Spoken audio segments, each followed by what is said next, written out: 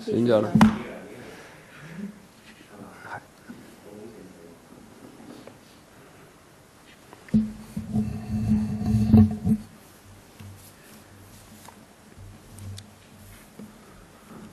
早晨。Good morning. 早晨。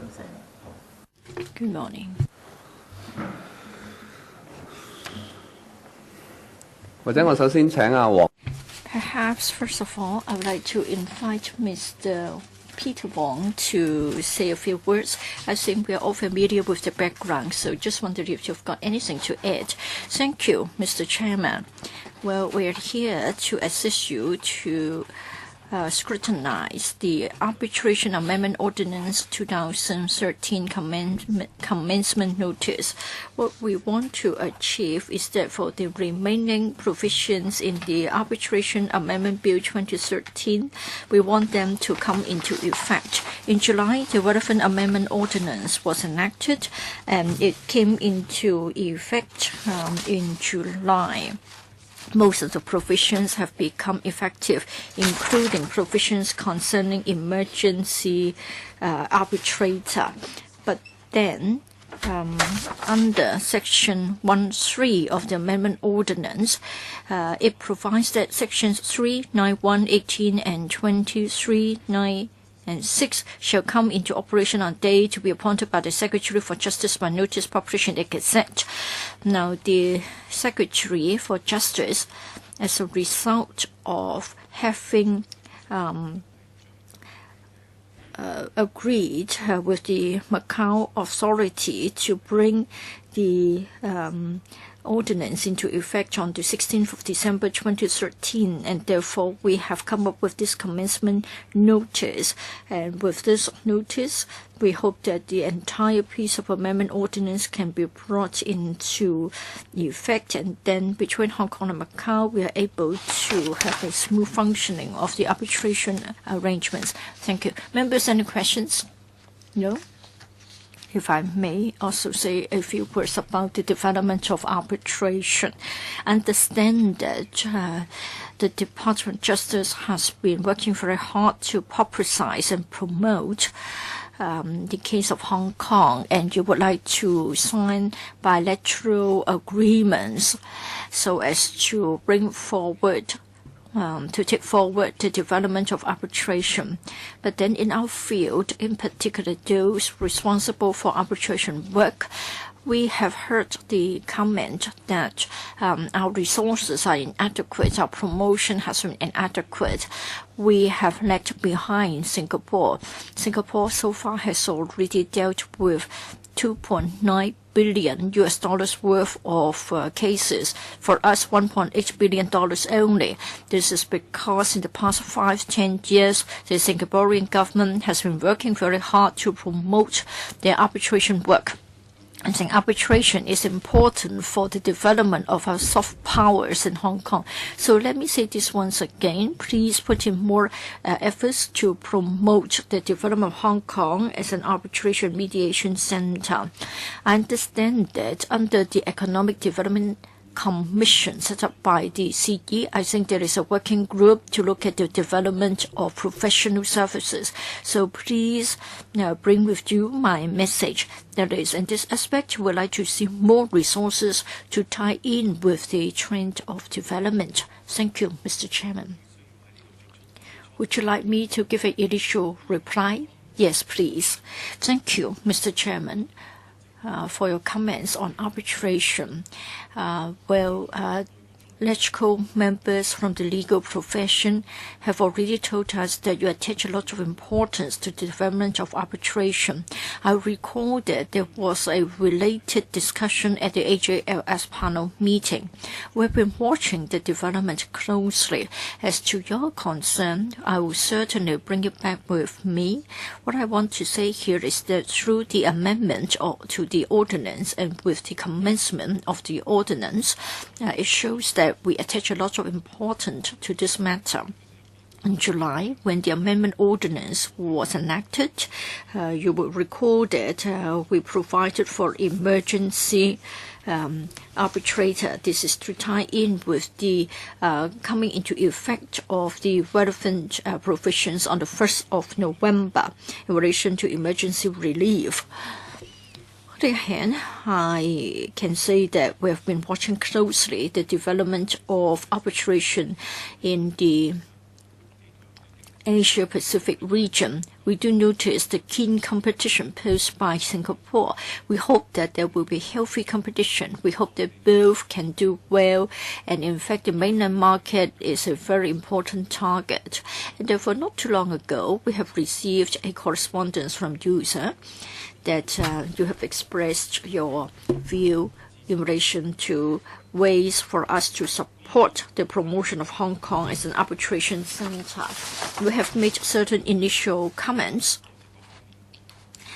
We are grateful to the concern expressed by different quarters. At the same time, we've also said that we do have a comprehensive strategy concerning promotion. Well, on this occasion, we have completed the provisions. Completed the discussion with Macau. In the Greater China region, we hope that we can come up with the relevant arrangements.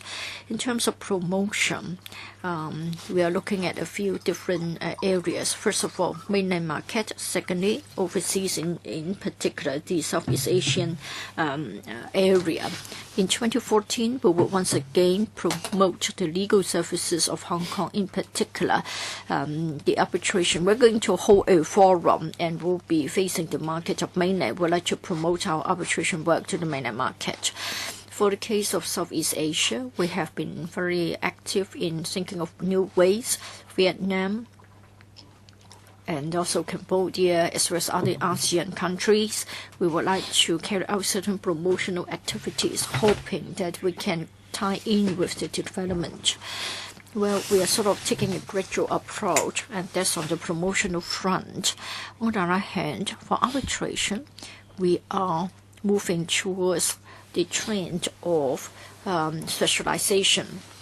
Say, for example, specializing in maritime cases or IP cases, intellectual property cases. So once again, we'll be stepping up our efforts, and we hope we can join hands with the legal profession to promote the work. So just want me repeat once again, we are grateful to you and your members for your concern. We will want to promote Hong Kong as an international arbitration center. We look forward to good development in Asia-Pacific region. Dr. Priscilla Leung. First of all, I have to say that I'm arbitrator of the Chinese Economic Arbitration Association.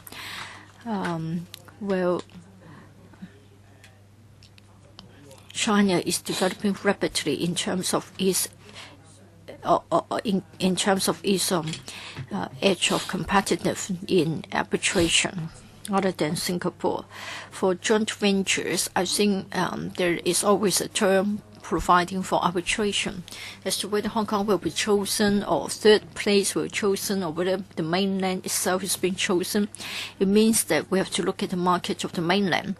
For Hong Kong, I think for both mainland investors and overseas investors, we have to make ourselves attractive to them. But then we don't stand out significantly. For our judicial abilities, I think we are known for our abilities, but then it's too costly. For people in the mainland, they would rather stay in Beijing.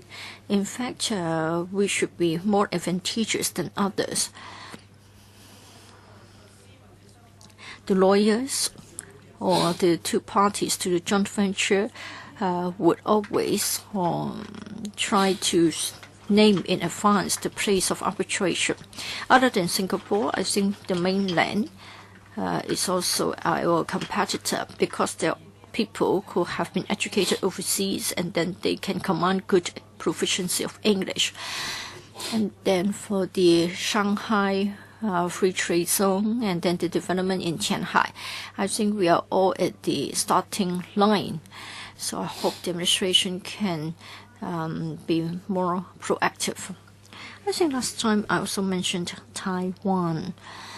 Now, you have an agreement with Macau in the greater region of China, where politically it is in a very tense relationship with China. But then Taiwan has had similar agreements with the mainland. As early back as 1992, Taiwan gave recognition to the arbitration awards from the mainland.